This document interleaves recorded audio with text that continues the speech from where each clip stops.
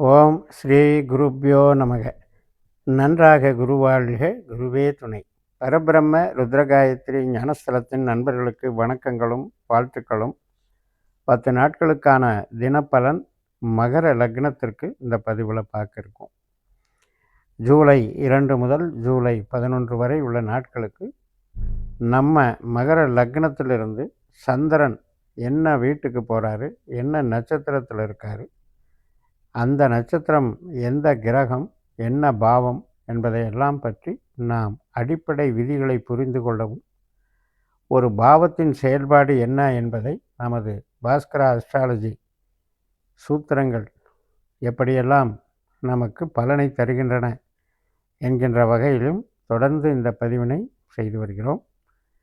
இந்த பதிவு நிறைய பேருக்கு ஒரு அடிப்படை ஜோதிட புரிதலை உண்டாக்குகிறது என்று நம்புகிறேன்.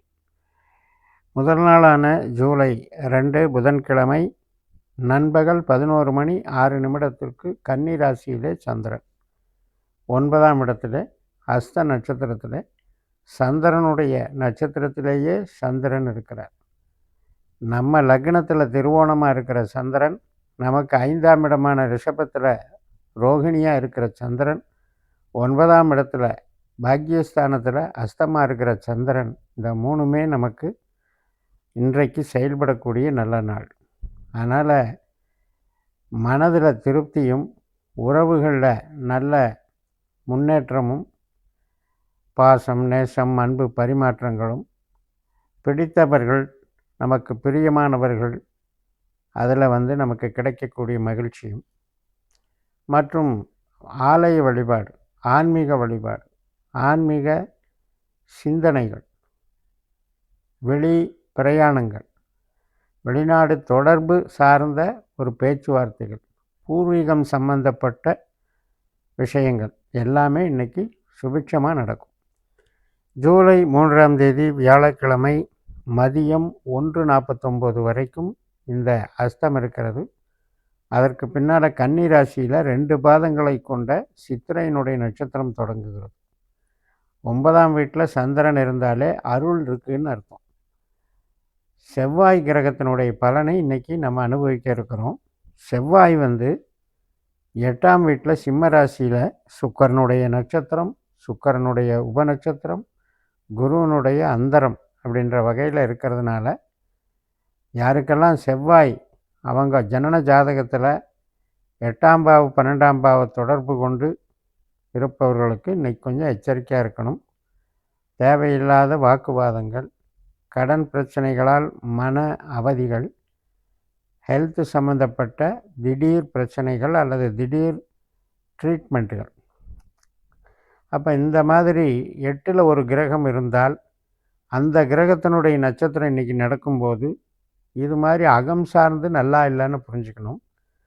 வேலை பார்க்குறவங்களாக இருந்தால் புறம் சார்ந்த வகையில் வேலைக்கு ஒன்றும் பிரச்சனை வராது. ஏன்னா 8ஆம் பாவம் 6ஆம் பாவத்துக்கும் 10ஆம் பாவத்துக்கும் சப்போர்ட் பண்ணுற பாவம் தான். அதனால் வேலைக்கு ப்ராப்ளம் இல்லை.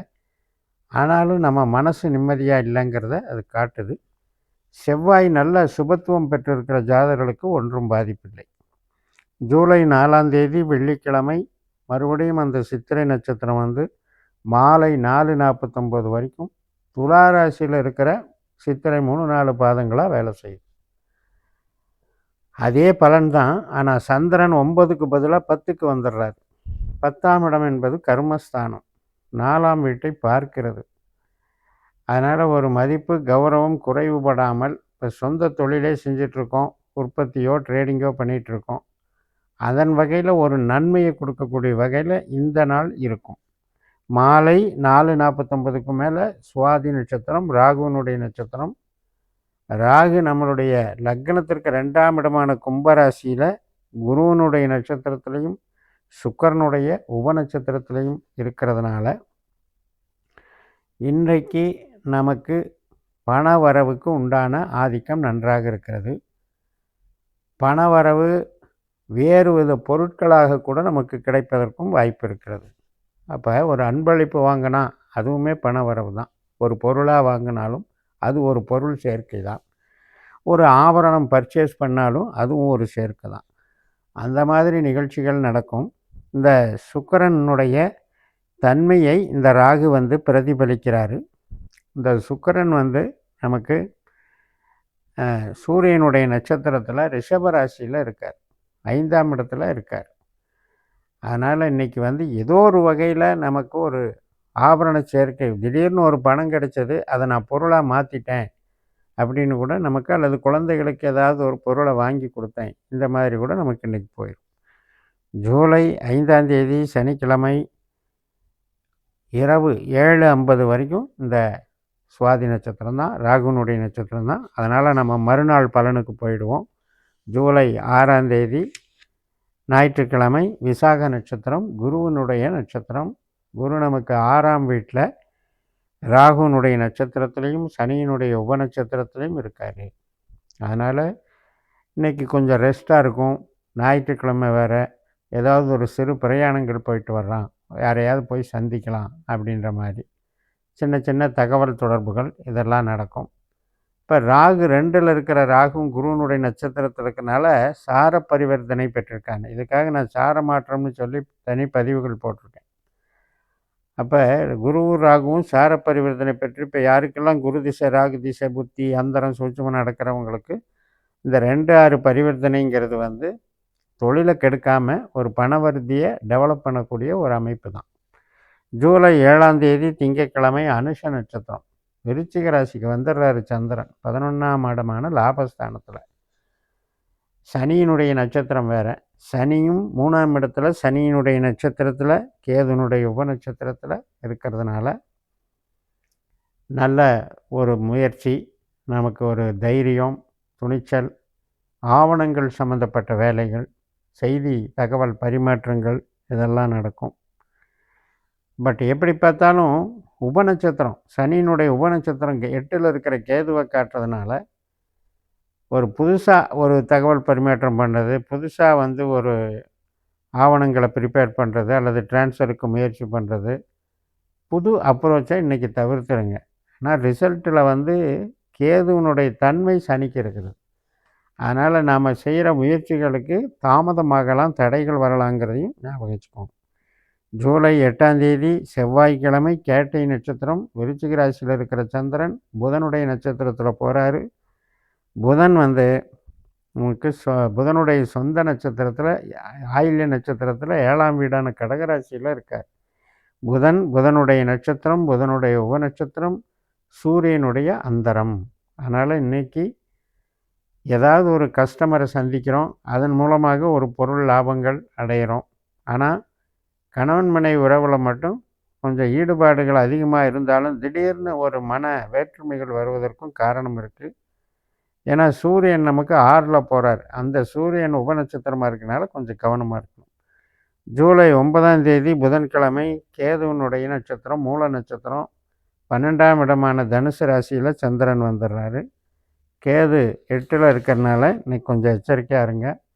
கேது வந்து சுக்கிரனுடைய நட்சத்திரத்துலையும் கேதுனுடைய உப நட்சத்திரத்திலும் இருக்கிறனால குழந்தைகள் சம்மந்தப்பட்டதில், அது நமக்கு பிடித்தமானவர்கள், பிடித்த உறவுகள், பிடித்த ஒரு அன்பை வெளிப்படுத்துறது, இதில் எல்லாம் கொஞ்சம் ஸ்ட்ரெஸ்ஸை கொடுத்துரும், தேவையில்லாமல் அதிருப்தி கொடுத்துரும். ஜூலை 10ஆம் தேதி வியாழக்கிழமை பூராட நட்சத்திரம், 12ல் இருக்கார் சந்திரன். 12ங்கிறது லக்னத்துக்கு நல்ல பாவம் கிடையாது. கொஞ்சம் மனசு சக்தியை, பலம் எல்லாம் கொஞ்சம் இழக்கிறது அல்லது டயர்டாகிறது, அலைச்சலை கொடுக்கறதுன்னு அர்த்தம். நட்சத்திரம் சுக்கிரனுடைய நட்சத்திரம்.